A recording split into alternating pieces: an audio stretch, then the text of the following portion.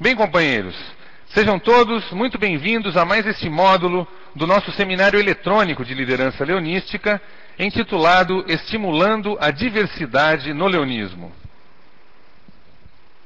Especialmente no mundo globalizado em que vivemos, o estímulo e a exploração da diversidade humana tem se tornado cada vez mais fundamental na busca pela excelência das diversas esferas de atividades sociais.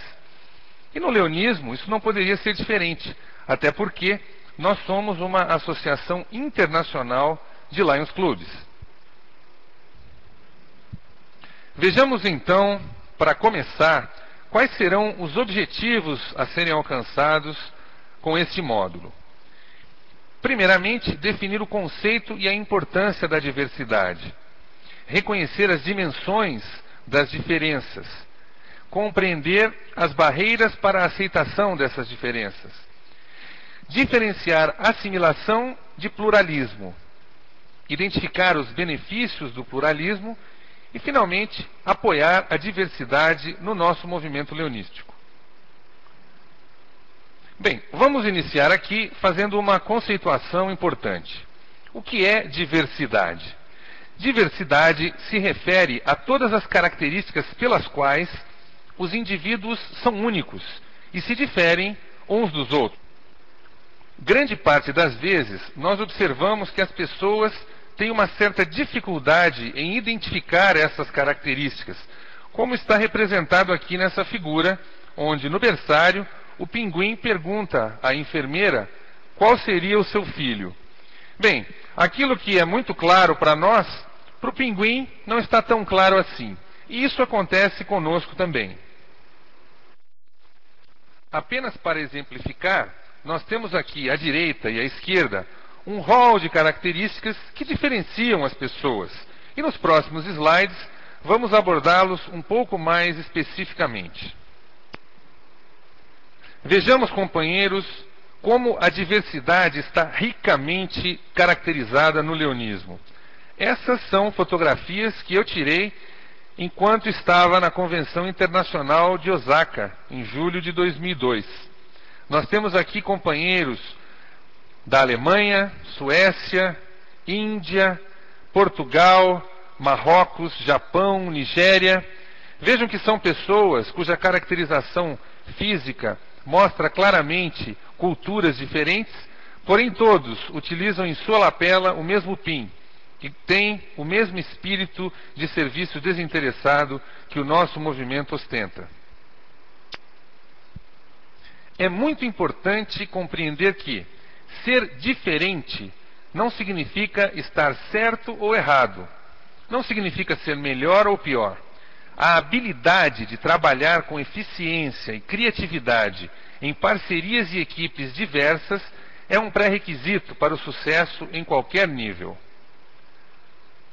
Em nível de Lions Clubs, é fundamentalmente importante que você, que está tendo acesso a esse material, leve ao seio do seu clube, aos seus companheiros, a discussão da importância de se estimular e explorar a diversidade no quadro social de Lions, para que nós possamos extrair dessa diversidade no quadro social todos os benefícios que poderemos ter em prol das atividades leonísticas.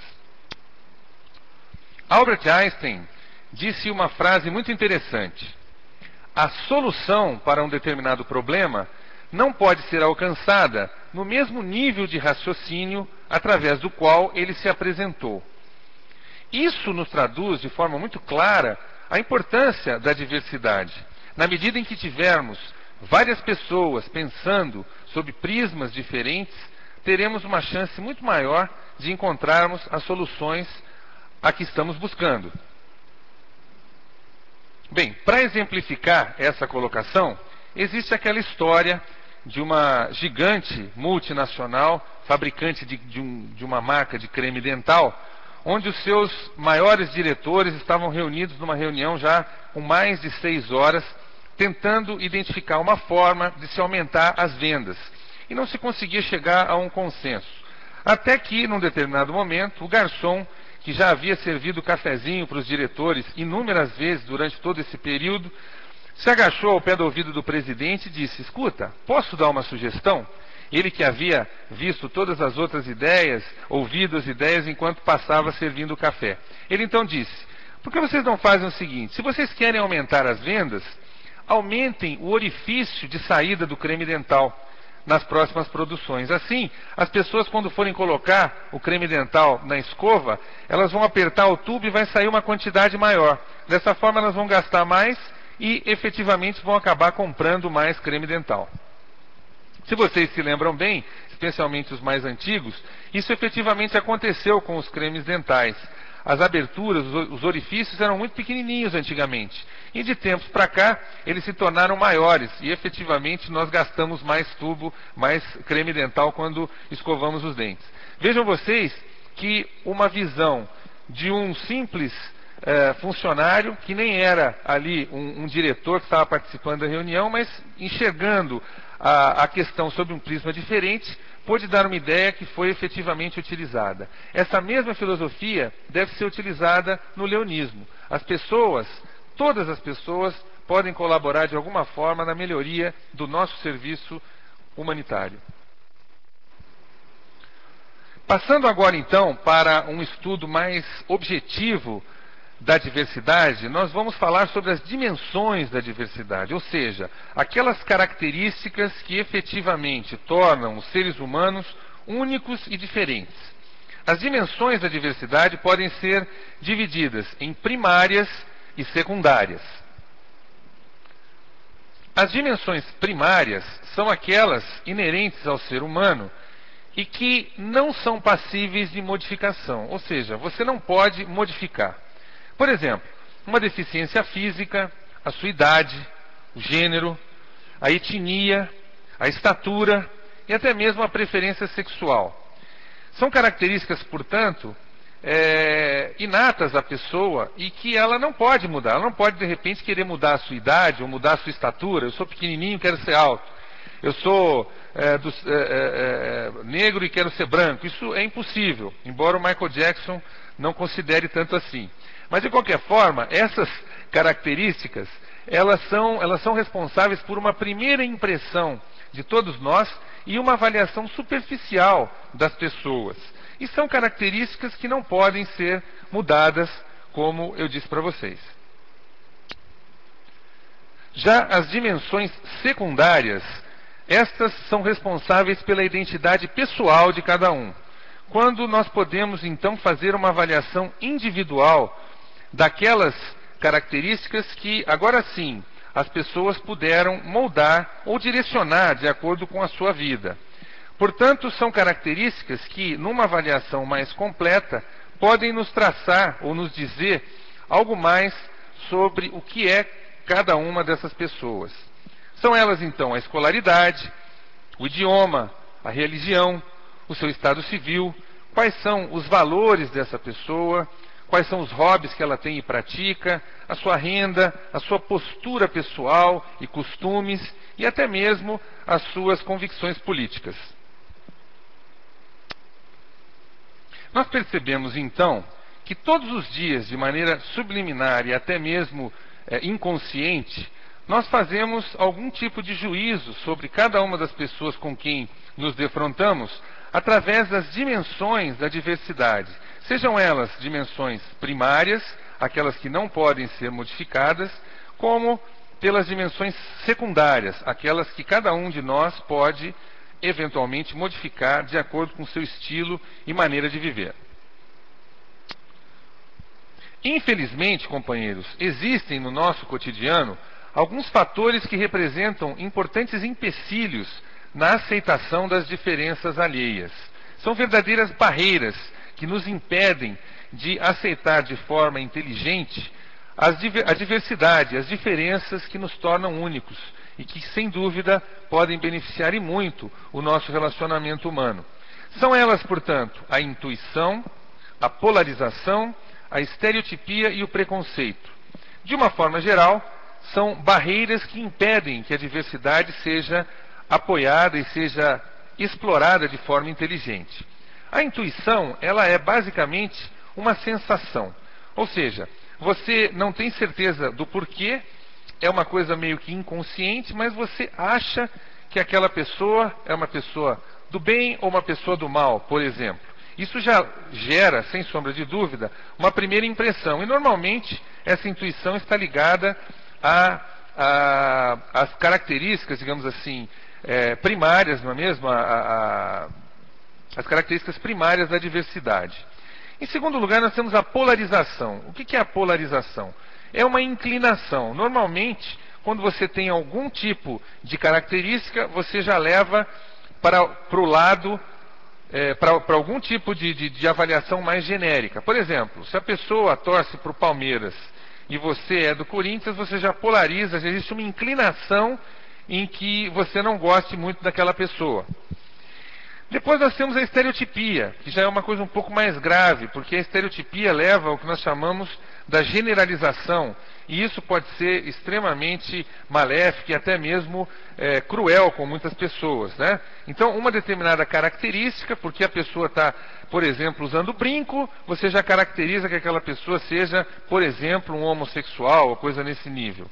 E, finalmente, nós temos o preconceito. Bem, o preconceito, ele não só é um pré-julgamento, não só é deletério para a comunidade, como é inclusive crime na maioria das comunidades. Então, são atitudes preconceituosas que impedem com que a diversidade seja implementada, seja explorada nas comunidades, e muitas vezes esse preconceito, esse pré-julgamento se qualifica inclusive num crime passível de punição em muitas sociedades. Bem, eu quero fazer agora uma pergunta a você, companheiro e companheira que está acompanhando esse módulo do nosso seminário eletrônico. Você se considera normal? Você se considera como a maioria das pessoas? Ou você acha que você é diferente da maioria das pessoas? Bem, se nós fizermos um exercício reduzindo todos os habitantes da Terra a apenas 100 pessoas, de maneira proporcional em relação aos povos do globo terrestre, nós teríamos a seguinte realidade. Preste atenção. Veja só, se a população da Terra fosse então reduzida a 100 habitantes de forma proporcional, 57 seriam asiáticos, 21 europeus, 14 americanos e 8 africanos. Veja que nos 14 americanos, estou considerando aí América do Norte, Central e América do Sul. Portanto, nesse item, nós não seríamos maioria. Desses 100, 70 seriam não cristãos e 30 seriam cristãos. 70 seriam não brancos e 30 seriam brancos. 50 desses 100 habitantes seriam analfabetos. 50 seriam subnutridos. 80 viveriam em subhabitações. E apenas um deles teria nível universitário. Vejam, companheiros, que nesse cenário nós efetivamente não seríamos maioria. Seríamos nós realmente os diferentes. Então, vale a pena realmente explorar e incentivar a diversidade, até porque nós não somos a maioria do que acontece no globo terrestre. Existe, companheiros, um direcionamento muito claro na implementação da diversidade nas diversas esferas do relacionamento humano. Basicamente, são duas culturas a serem experimentadas.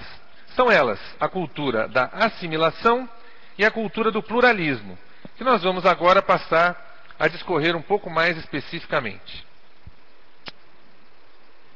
Uma das formas de se reagir à diversidade é a chamada cultura da assimilação, onde as pessoas tornam-se como a maioria, sendo que há um desencorajamento à individualidade. Isso é tudo o que nós não queremos no leonismo, porque a chamada robotização transforma todas as pessoas em pessoas iguais. Isso pode, de alguma forma, ser mais confortável em muitos relacionamentos, porém, sem sombra de dúvida, é uma forma pouco inteligente de se explorar as diferenças e todos os benefícios que os diferentes prismas, ideias e pensamentos podem trazer na solução dos problemas e na criatividade de soluções para as atividades leonísticas. Portanto, para nós em Lions, o mais interessante, sem dúvida alguma, é a chamada cultura do pluralismo, que nós vamos abordar na sequência. Em resumo, do ponto de vista prático, não basta apenas aceitar os companheiros diferentes dentro do nosso clube, mas sim estimular essa diferença, não procurando, em hipótese alguma, transformá-lo da forma que a maioria quer, mas sim procurando explorar essas diferenças no sentido de trazer os benefícios em prol do nosso movimento. É isso exatamente que acontece na chamada cultura do pluralismo. Uma cultura que aceita e promove a individualidade, beneficiando-se das ideias e perspectivas diferentes que cada um dos companheiros diferentes pode trazer para o grupo. Esse exemplo é muito interessante com o filme Forrest Gump.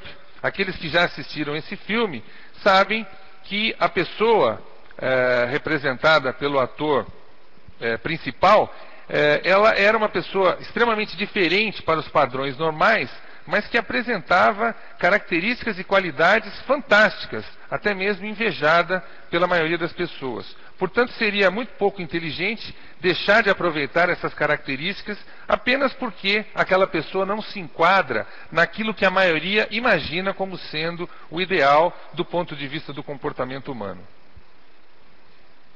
Portanto, na prática, nós devemos enxergar naquele companheiro aparentemente diferente uma fonte inesgotável de ideias, pensamentos e até mesmo soluções para aquelas questões que se apresentam nas dificuldades da realização do serviço humanitário através de Lions. Você vai conhecer agora uma história imaginária, uma história que nos traz a importância de se reconhecer a diversidade como algo extremamente positivo entre nós. A disputa entre as cores. Houve uma vez que as cores do mundo começaram uma disputa entre si. Cada uma reivindicava para si que era a melhor, a mais importante, a mais útil, a favorita. A cor verde disse: claro que sou a mais importante. Eu sou sinal de vida e de esperança. Eu fui escolhida pela grama, pelas árvores e pelas folhas. Sem mim, morreriam todos os animais. Examine o campo e verás que sou a maioria.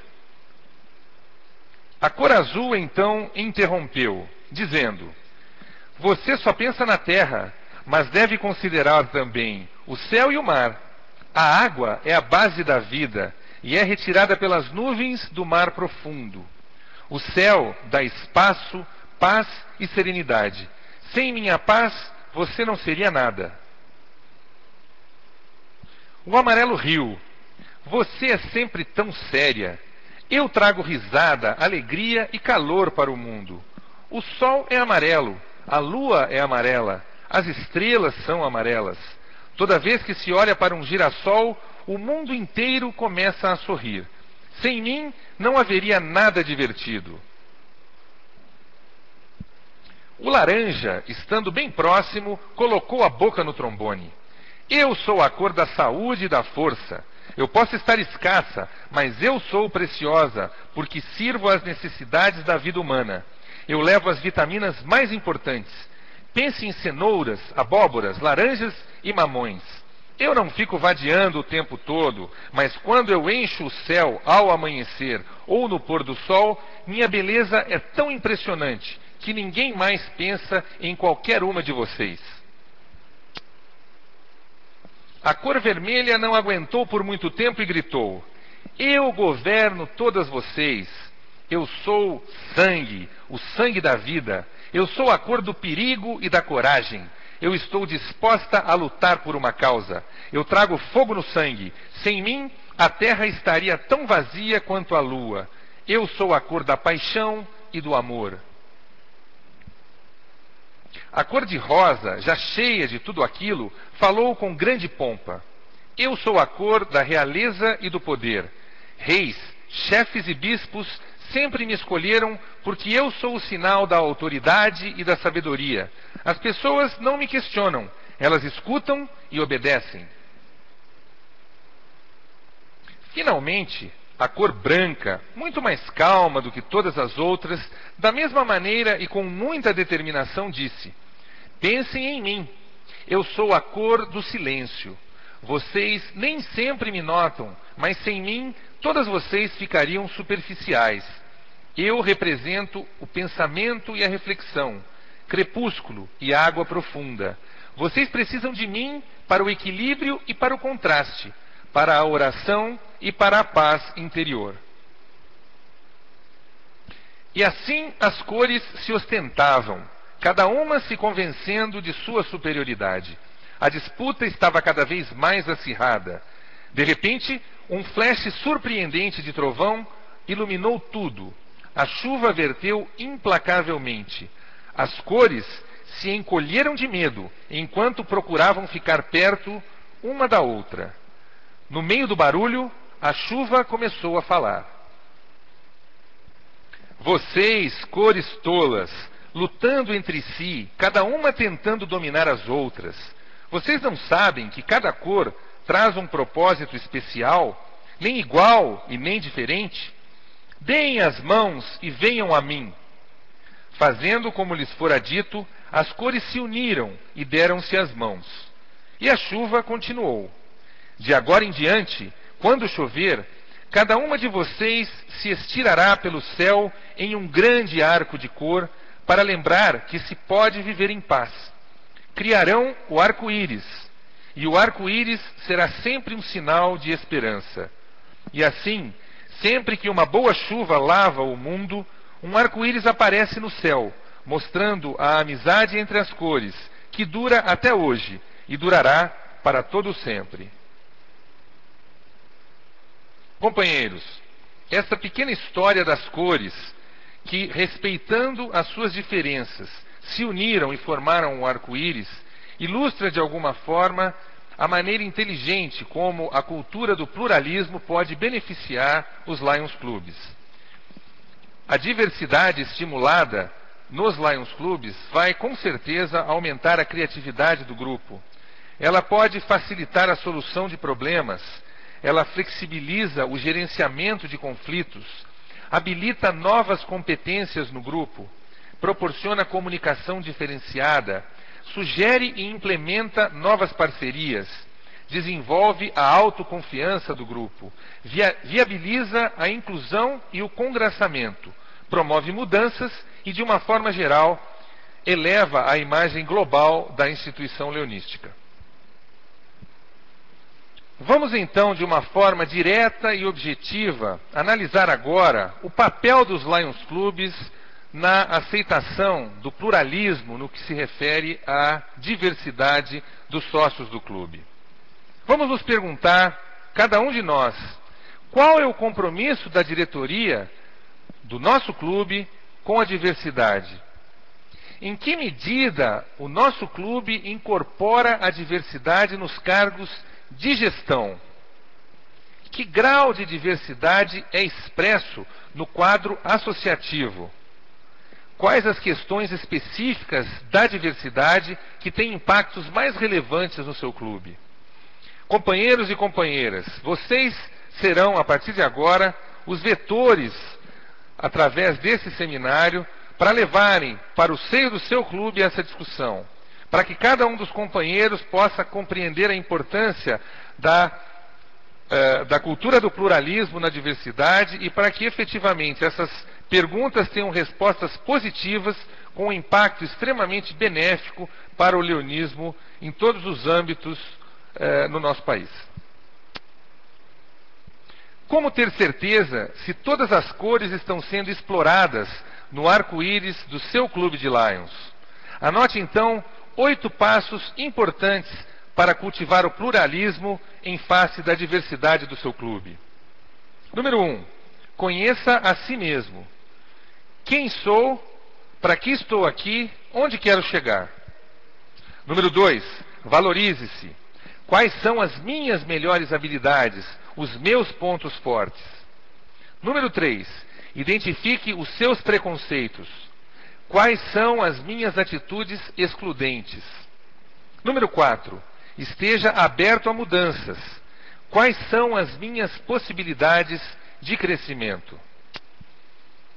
Número 5. Conheça os outros. Quais as nossas semelhanças e diferenças? Número 6. Valorize as diferenças. Como elas poderiam beneficiar o objetivo principal? Número 7. Inclua os outros. Procure expandir o seu círculo, promovendo a diversidade. E, finalmente, número 8. Desafie o seu crescimento pessoal.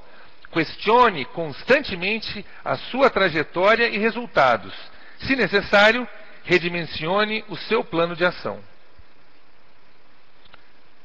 Concluindo, companheiros, eu diria a vocês que a diversidade é a única coisa verdadeiramente unânime entre todos nós.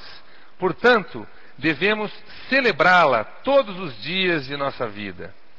A diferença entre nós é a grande ferramenta que deverá ser utilizada de forma inteligente para que o nosso movimento cresça cada vez mais. O leonismo conta com cada um de vocês. Muito obrigado.